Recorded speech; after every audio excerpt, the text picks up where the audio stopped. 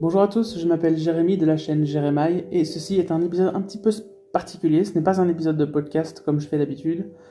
C'est plutôt un petit épisode supplémentaire, spécial Noël que je voulais faire. Il y a beaucoup de personnes sur YouTube qui font des vlogmas. J'avais hésité à le faire aussi cette année, mais par manque de temps, je savais que si je le faisais, ce serait très bâclé et fait rapidement, quoi. Donc ce serait pas très intéressant ou ce serait trop court, etc. J'avais aussi pensé à faire un par semaine, ce qui aurait été possible à faire les 2 premières semaines de décembre, mais les 2 suivantes un peu moins parce avec le travail, avec la préparation des fêtes, etc., des rendez-vous par-ci par-là, je savais que j'aurais pas le temps. Donc là, j'ai juste décidé de faire un petit épisode comme ça, sans pression. Je vais pas beaucoup vous parler de tricot aujourd'hui, enfin un petit peu quand même, mais c'est aussi pour parler de tout et de rien, quoi. Donc c'est pas un épisode très structuré comme d'habitude, où je parle habituellement de mes projets terminés, mes projets en cours et mes projets à venir. Là, les seuls projets tricot dont je vais vous parler aujourd'hui, ce sera 2 en cours, parce que ce sont des tests que je fais en ce moment. Il y en a un dont je vous ai parlé dans la vidéo précédente, et il y en a également un autre que j'ai déjà commencé aussi. Donc je vais vous en parler un petit peu après. Ici, j'ai pris un projet de diamond painting avec moi, donc vous l'avez vu dans la dernière vidéo aussi, je pense, que je l'avais montré. J'ai pas avancé depuis. Ça fait 2 semaines, je pense, hein, quelque chose comme ça. J'ai pas avancé depuis, donc là, je viens juste de m'y remettre. Et je pensais, en même temps que de parler, continuer à faire ce projet. Je me suis mis un petit thé là sur le côté. J'ai allumé les lumières du sapin pour vous. Et j'ai mis un petit peu un fond de musique aussi de Noël. Je sais pas si vous l'entendez bien ou si vous l'entendez trop. J'espère que c'est pas le cas. Et que vous m'entendez moi suffisamment aussi. Mais voilà, j'ai essayé de le mettre en fond sonore pour pas que ce soit trop dérangeant non plus. Alors, la première chose dont je voudrais parler, j'aimerais rappeler en fait qu'il y a toujours un concours en ce moment qui est en train de tourner. Donc dans mon podcast précédent, j'ai fait une vidéo pour les 2 ans de mes podcasts. Et à cette occasion, je vous proposais une petite séance questions-réponses et un concours. Donc si vous allez voir la vidéo précédente, tout à la fin, il y a un concours. Donc vous pouvez regarder dans la barre de description, vous avez normalement des chapitres. Vous pouvez cliquer dessus pour directement passer au concours si vous voulez. Donc il y a 3 lots qui sont proposés. Je vais vous remettre les photos à l'écran. Il y a le premier lot qui était le lot kit. Donc c'était un petit kit de crochet pour faire un koala. Tout le matériel était inclus dedans, sauf le crochet en lui-même. Normalement il était dedans, mais je l'ai perdu. Mais voilà, ceux qui aiment le crochet ont très probablement suffisamment de crochet de toute façon. Et c'était un petit en plastique qui n'était pas de bonne qualité. Donc c'est pas le plus grave. Et dans ce lot-là, il y avait également une pelote de fil. Je pense que c'était un mélange d'acrylique et polyester, je sais plus. C'était un fil dégradé pour faire un bonnet. Et la pelote vient avec un pompon qui était accroché dessus. Et ça, c'est le deuxième article de ce lot, on va dire. Alors, il y avait également un lot pelote. Donc, c'était 3 pelotes de fils différents. Je me souviens plus exactement des coloris et tout ça, hein, mais vous pouvez aller revoir dans la vidéo. Il y en avait un qui était plutôt un fil bouclé dans les tons rouge foncé. Il y avait un fil acrylique fingering bleu foncé, bleu marine. Et il y avait, troisième c'était un fil bulky. Et là je pense que c'était des couleurs variées dans les tons orange, violet, brun. Quelque chose comme ça. C'était les coloris citrouille si je ne me souviens pas, donc c'est plutôt sur le thème Halloween. Donc il y avait ces 2 lots-là, et le 3e lot, c'était un lot patron. Donc je proposais de vous offrir un patron, notamment pour les personnes qui ne seraient pas en Belgique ou en France, par exemple, parce que j'ai ouvert le concours à la Belgique et la France pour les lots que je peux envoyer par la poste. Mais pour les autres, il y a toujours possibilité de choisir le lot patron. Et là, vous entrez pour avoir une chance peut-être de vous faire offrir un patron qui sera soit dans votre wishlist sur Ravelry, soit vous me dites simplement quel patron vous voulez et si c'est vous qui êtes tiré au sort, ben, je vous offrirai celui-là. Donc pour participer au concours, il faut soit aller sur la vidéo précédente, donc le podcast précédent, et aimer la vidéo, s'abonner à ma chaîne et laisser un commentaire avec le nom du lot que vous souhaitez. Soit vous pouvez également aller sur Instagram, il y a une publication qui est prévue pour ce concours. Et donc dans la publication Instagram, vous devez également être abonné à mon compte Instagram, liker la publication et laisser un commentaire sous la publication pour dire quel lot vous souhaitez. Donc vous ne devez pas forcément faire YouTube et Instagram. Si vous faites l'un, ça suffit. Si vous faites l'autre, ça suffit aussi. Pas besoin de faire les deux nécessairement. C'est juste pour laisser des chances un peu à tout le monde.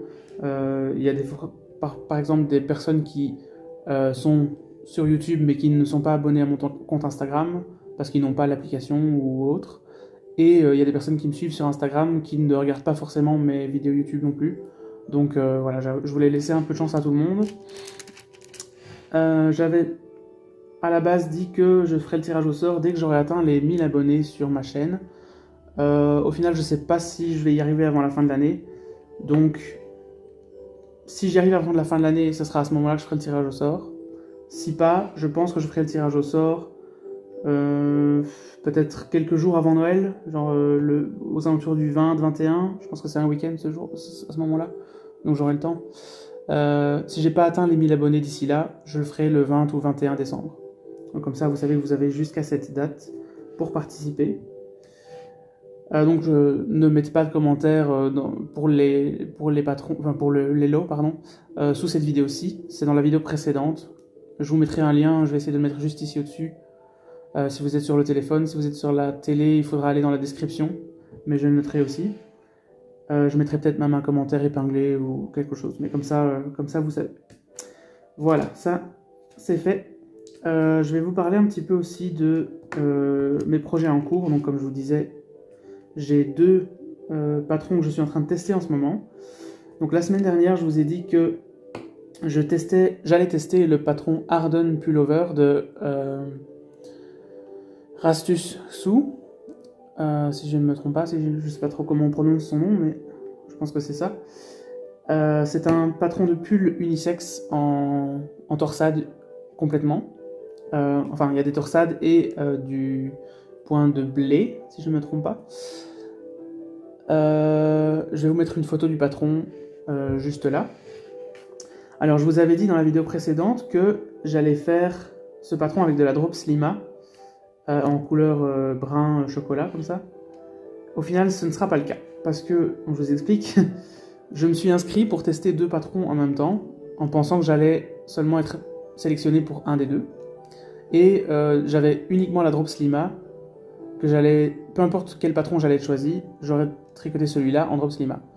Le problème, c'est que j'ai été choisi pour les deux patrons, donc je dois tester les deux patrons c'est en même temps en plus, ça a commencé ici début décembre, et le premier se finit le 9 février je pense, et le deuxième le 23 février. Donc il y en a un qui est un peu plus long que l'autre, mais la période est la même. Et du coup au final, je vais tester le deuxième patron avec la Drops Lima, parce que de toute façon, pour le Harden Pullover, j'ai fait des échantillons et la Drops Lima ne convenait pas exactement. En fait, le patron recommande un fil worsted, et comme la Drops Lima est DK, j'avais quand même testé en me disant peut-être que ça passera, vu que c'est un DK un peu épais. Mais au final, il y avait des petits problèmes. Donc j'ai racheté un nouveau fil sur le site Hobby. Je suis un petit peu dégoûté d'ailleurs parce que je l'ai acheté en urgence vu que je devais commencer le test. Bon, en vrai, j'avais le temps, mais j'avais très envie de commencer. Et quelques jours plus tard, il y a eu le Black Friday. Et la laine que j'ai achetée était à 50%. Et en plus de ça, il y avait pour Black Friday une réduction supplémentaire de 13%, quelque chose comme ça. Donc je pense que déjà, moi, je ne l'ai pas payé au prix plein. Mais la réduction qui a eu quelques jours plus tard était beaucoup plus intéressante. Donc j'étais un petit peu déçu de ne pas avoir attendu un peu plus. Mais bon, je pouvais pas le deviner à l'avance que cette laine-là allait être encore plus en réduction. Et j'avais complètement zappé qu'il y avait le Black Friday et que du coup il y aurait peut-être d'autres réductions. Donc je vais vous montrer laquelle c'est. Alors, il s'agit de la Tweed Delight de Hobby. Voilà l'étiquette. Moi c'est le coloris numéro 3. Donc je pense que sur le site il est écrit que c'était le coloris Stone. Donc pierre en français. C'est un coloris gris clair avec des tweeds de noir et blanc également. Je sais pas si on les voit. Le noir on le voit, mais je rapproche un petit peu. Donc là, ici on voit qu'il y a un petit bout blanc. Là aussi, il y en a encore un petit peu en dessous. Là, on les voit moins fort que le noir vu que c'est un gris clair. Mais voilà, il y a deux couleurs de tweed. Et tant que j'y suis, je vais vous montrer mon avancée sur ce projet. Alors c'est un... c'est un pull qui se tricote en morceaux, du bas vers le haut. Donc là j'ai commencé le dos. Dans ce sens-là. Voilà. Donc ça c'est le dos. En bas j'ai dû faire un montage tubulaire. C'est la première fois que je faisais un montage tubulaire. J'ai déjà fait un... comment on appelle ça? Rabattage tubulaire. Ça je l'avais déjà fait. Mais le montage tubulaire c'est la première fois. Et en plus c'est des côtes 2-2. Donc il fallait non seulement faire un montage tubulaire 1-1. Et puis intervertir les places enfin faire des petites manipulations quoi, pour que les 1-1 se transforment en 2-2. Au final, ça m'a pris énormément de temps, mais je suis assez content du résultat, je trouve ça très joli. Donc je pense que c'est probablement un montage que je vais réutiliser pour certains projets, peut-être pas tous, parce qu'il y en a certains que s'il y a trop de mailles par exemple, ça va m'ennuyer. Mais par exemple pour un bonnet, en rond, ça peut être je pense une bonne idée. Parce qu'il n'y a pas énormément de mailles non plus, donc ça se fait assez rapidement. Ici sur un pull, heureusement que c'est en pièces, enfin en morceaux, et que j'ai pas dû faire la circonférence totale du pull, sinon je me serais un peu perdu je pense. Là j'ai que la moitié, et je ferai l'autre moitié plus tard, quand j'arriverai à l'avant. Donc c'est un point texturé, donc ici vous avez du point de riz.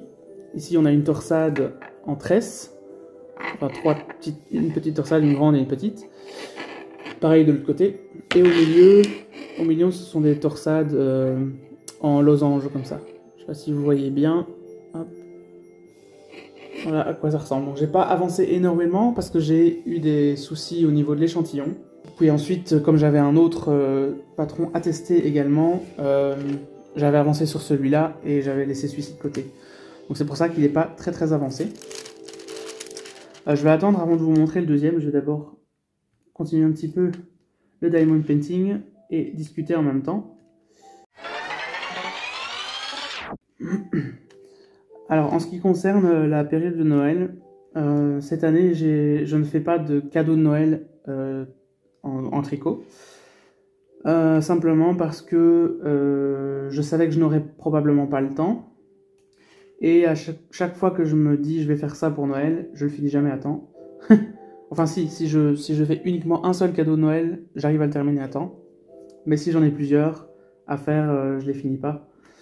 Donc, ou alors il faudrait que je fasse uniquement ces trucs-là et que je fasse rien pour moi en même temps. Ce qui m'ennuie souvent. Si c'est toujours pour quelqu'un d'autre, c'est moins amusant. Enfin, ça me donne moins de satisfaction en fait d'avancer dans le projet. Et c'est pour ça que souvent je les finis pas. Donc cette année je me dis je vais pas faire de cadeau de Noël tricoté. Et je n'ai pas non plus de calendrier de l'Avent laineux. J'ai un calendrier de l'Avent avec des petits chocolats comme tous les ans. Donc il est juste ici, celui-là. C'est juste des chocolats. C'est de la marque Tonis, je sais pas si vous connaissez, mais c'est une marque qui existe dans les magasins en Belgique. Je pense que c'est des chocolats allemands, vu que c'est écrit en allemand. C'est de l'allemand, hein? Oui, je crois que c'est de l'allemand. C'est écrit en allemand sur la boîte, donc je pense que la marque est allemande de base, mais ça se vend en Belgique. Ah, j'ai fait tomber un diamant, je sais pas où il est. Ah, il est là. Donc ils ont des plaquettes de chocolat de plein de goûts différents. Et je savais pas à l'avance si ça allait être plusieurs goûts différents ou pas. Mais au fur et à mesure d'avoir ouvert les premiers jours, donc là on est le 11 si je ne me trompe pas, donc j'en ai déjà ouvert 10, je me rends compte qu'il y a 2 goûts différents et ça les alterne un jour sur 2. Bon, moi ça me dérange pas parce que j'ai pas besoin forcément de surprises particulières, surtout avec du chocolat. Même dans les autres, soit il y a plusieurs sortes, soit c'est tous les mêmes chocolats d'une forme différente, donc c'est jamais vraiment très surprenant non plus, on sait que c'est du chocolat. Donc ici celui du jour, c'est un chocolat au caramel salé, chocolat au lait caramel salé. Donc l'emballage est orange. Et j'ai encore l'emballage de celui d'hier, donc l'autre c'est un chocolat au lait classique, dans un emballage un peu plus foncé comme ça.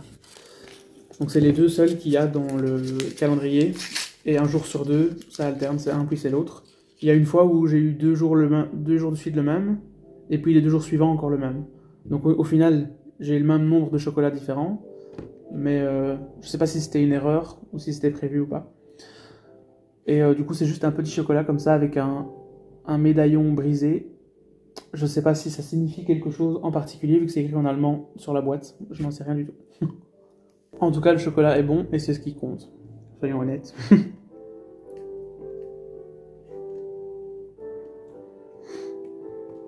Donc comme je vous disais sur le Diamond Petit, j'ai pas beaucoup avancé, enfin j'ai pas avancé du tout en fait depuis le dernier podcast. Mais je me suis dit je vais avancer là-dessus pendant que je fais cette vidéo. J'avais pensé aussi à à tricoter en même temps tout simplement. Mais je me dis je vais quand même faire ça pour avancer un petit peu. Vu que c'est un diamond painting de Noël. Donc je vous remontre l'image. C'est un chien qui regarde par la fenêtre avec des lumières de Noël et un beau tapis, etc. Donc je me dis c'est quand même mieux de faire une vidéo où je suis à table de toute façon, et je préfère tricoter dans le canapé parce que je suis plus à l'aise. Donc le diamond painting ça me semblait être une bonne activité pour être à table. De toute façon quand je fais ça je suis toujours à table ici avec de la musique ou quelque chose qui reste en fond sonore. Parfois un podcast aussi, ça dépend. Souvent je mets une bougie aussi. Là je l'ai pas fait aujourd'hui parce que j'ai le thé juste à côté et je voulais pas mélanger les odeurs. C'est un thé poire caramel, donc ça se mélange pas bien avec ma bougie qui est à la citrouille je pense. J'avais pas envie de faire trop de mélange, donc c'est pour ça que je l'ai pas allumé. Mais sinon habituellement j'ai aussi une bougie. Et je trouve ça assez relaxant, vu que on doit pas réfléchir en fait. Surtout là que je suis sur une grosse partie noire. Donc je vais changer ça et vous montrer. Donc voilà le diamond painting, en tout cas le bas de la toile. Tout ça c'est tout ce que j'avais déjà fait avant. Et on va dire que j'en étais plus ou moins ici, avec la partie verte foncée ici. Donc tout ce qui dépasse de la partie verte foncée, c'est ce que je viens de commencer à faire. Donc voilà, là je fais une grosse partie toute noire. Je disais, j'avais besoin de quelque chose à faire en même temps. Sinon je me suis dit ça va me paraître un peu trop long de faire cette grande partie sans changer de couleur. Donc c'était le bon moment pour faire cette vidéo justement et parler en même temps.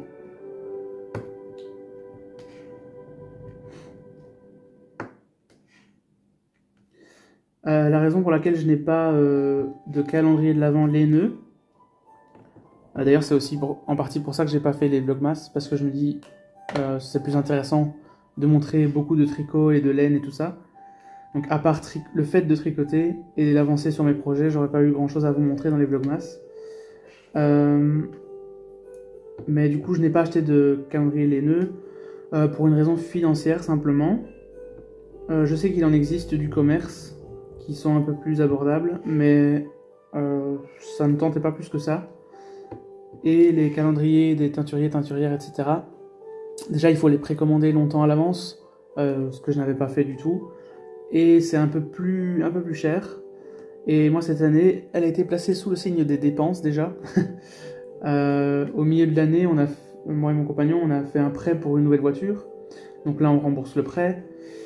Ici, prochainement, comme je vous ai dit, on va adopter un petit chien.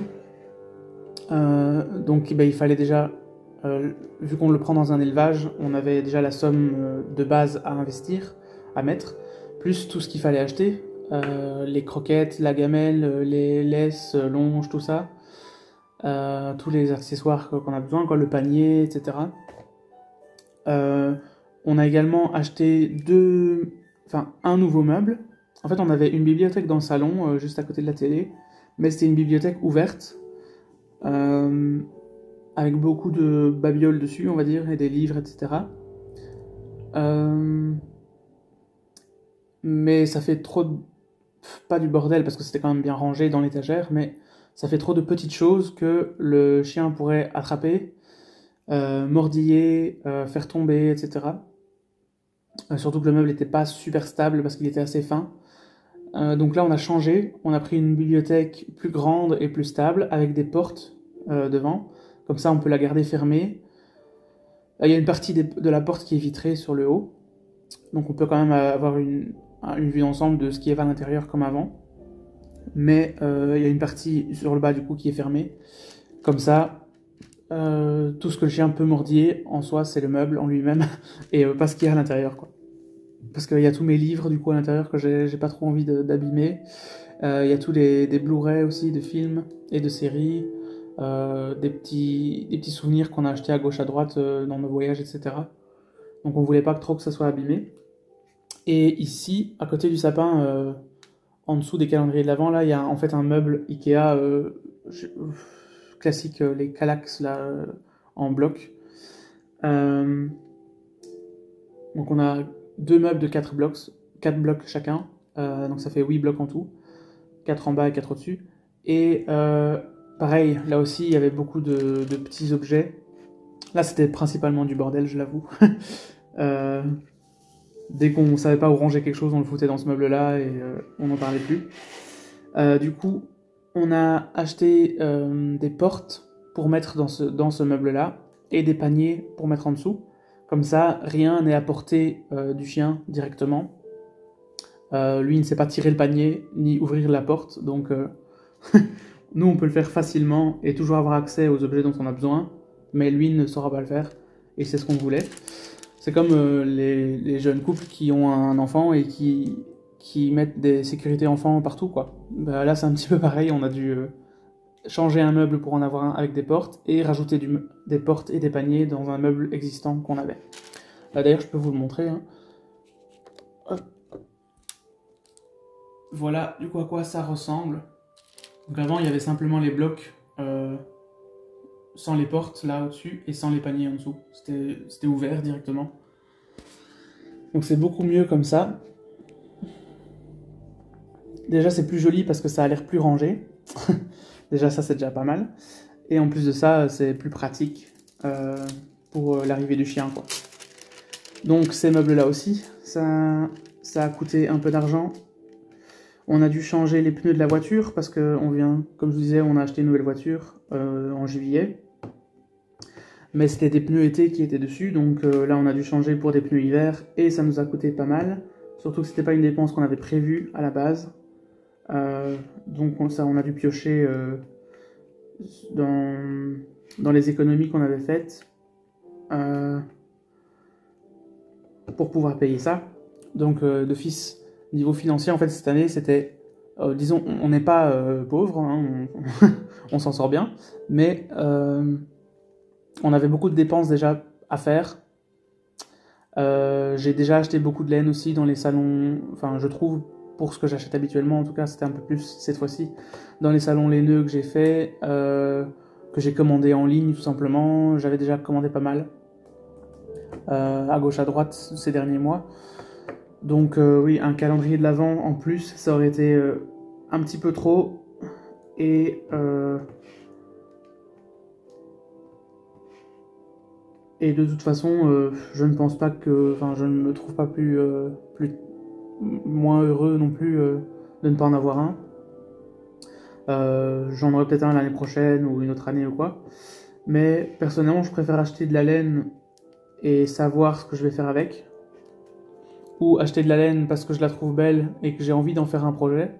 plutôt que d'acheter de la laine sans savoir ce que c'est et de se retrouver avec des petites quantités que je ne saurais pas comment utiliser après.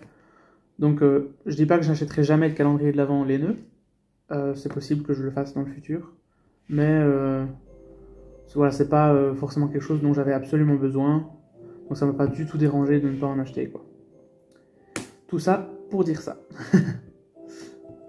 Je vais vous parler aussi de mon deuxième test du coup. Il s'agit donc du Annette Pullover de Emily Chen. En fait, j'avais postulé pour ce test là avant l'autre, mais on m'a répondu pour celui-là après. Donc c'est pour ça que dans la vidéo précédente, je vous ai parlé du Arden Pullover de Rastus Su, parce qu'il venait de me répondre un peu avant que je filme la vidéo. Et Emily m'a répondu pour dire que j'avais été sélectionnée pour le tester aussi le lendemain d'avoir tourné la vidéo. Donc je l'avais pas encore publié sur ma chaîne, mais je l'avais déjà tourné et il me restait qu'à faire le montage. Donc je vous en avais pas parlé à ce moment-là, mais voilà. Et celui-là, du coup, je le fais avec la Drops Lima que je vous avais montré dans la vidéo précédente, que j'étais censé utiliser du coup pour le Arden Pullover. Enfin non, j'étais censé l'utiliser pour celui-ci, mais je savais pas que j'avais été pris aussi. Donc voilà où j'en suis, c'est aussi un pull avec des torsades, mais celui-là n'a seulement un panneau de torsade sur le devant, il n'y en a pas à l'arrière, et même sur l'avant c'est pas en entier, c'est juste un panneau ici devant, du haut jusqu'en bas. Donc ici j'ai dû commencer le panneau arrière, en montant des mailles pour la nuque, et ensuite en faisant des augmentations pour avoir les épaules avec. Une fois après j'ai commencé à tricoter tout droit, j'ai fait des augmentations pour les emmanchures, je sais pas si on les voit bien là, voilà. Et puis j'ai dû reprendre les mailles ici au-dessus, là où j'avais fait des augmentations pour les épaules, j'ai repris les mailles à cet endroit-là et j'ai fait du jersey en droit sur un certain nombre de centimètres avant de faire des augmentations pour le col, du coup cette fois-ci. Pareil de l'autre côté, et puis j'ai joint les deux pour commencer le patron, la charte de torsade, quoi. Donc c'est à partir d'ici que j'ai commencé les augmentations sur les deux, et ici j'ai joint les deux morceaux de l'avant ensemble pour faire un seul panneau avant avec des torsades. Je trouve que les torsades sont super jolies sur celui-ci. Dès que j'avais vu que Emily cherchait des testeurs pour ce patron, quand j'ai vu la charte, enfin quand j'ai vu les torsades sur le pull, je me suis dit waouh, c'est magnifique, il faut absolument, je le veux, donc il faut que je le teste, comme ça je devrais pas l'acheter. Et parce que je le voulais de toute façon tout de suite, donc je voulais le monter sur mes aiguilles dès que possible. Et j'en suis pas déçu du tout. Pour l'instant, ça donne super bien, je trouve. La photo du patron de base était dans une couleur un peu crème, blanc crème. Et moi, du coup, je l'ai fait en châtaigne. Hop. Ici, j'ai terminé la partie qui descend tout droit. Donc ici, il me reste à faire les augmentations pour les emmanchures. Et après, je pourrai rejoindre l'avant et l'arrière et tricoter en rond jusqu'en bas du pull. Puis après, je devrais reprendre les manches et le col, etc. Mais celui-là, du coup, ne se tricote pas en morceaux. Faut juste d'abord faire le dos et l'avant séparément, même si on reprend l'avant à partir du dos. Et puis, on rejoint en rond une fois qu'on a fini les emmanchures, quoi. Donc voilà pour ce deuxième projet également. Hop.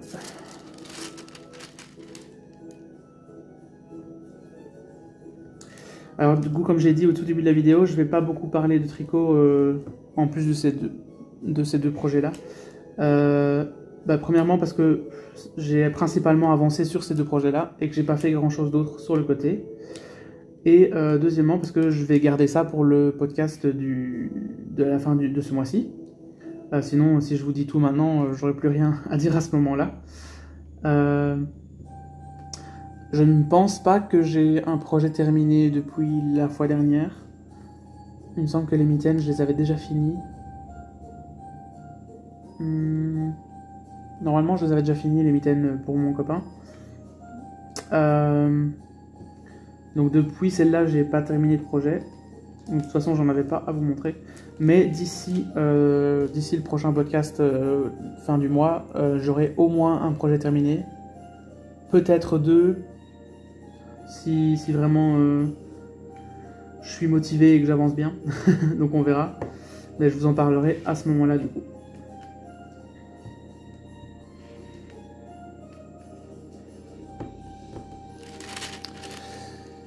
Voilà, ça fait déjà 32 minutes que je vous parle à peu près, donc je pense que je vais arrêter là. J'entends que j'ai mis une machine à tourner tout à l'heure et j'entends qu'elle est en train de faire un bruit d'avion, donc elle est bientôt finie.